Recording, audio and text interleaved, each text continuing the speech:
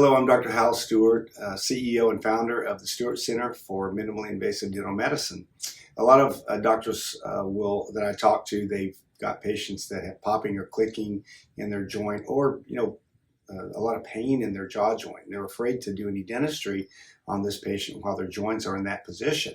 And I don't blame them. They shouldn't be afraid, but they should be cautious in what they do, because the joints are completely dependent upon the stability in the occlusion. And if the joint is already damaged and it's making noises, maybe there's a deviation or deflection in the opening of the jaw, maybe there's some degenerative joint disease that is set in.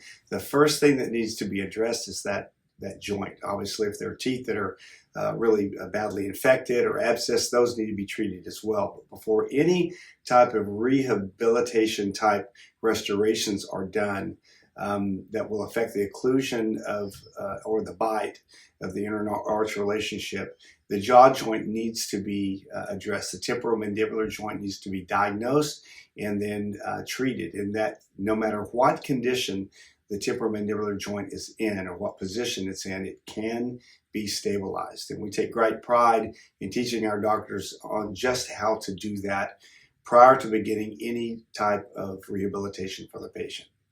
If you would like to learn more, please visit our website and look at our course offerings.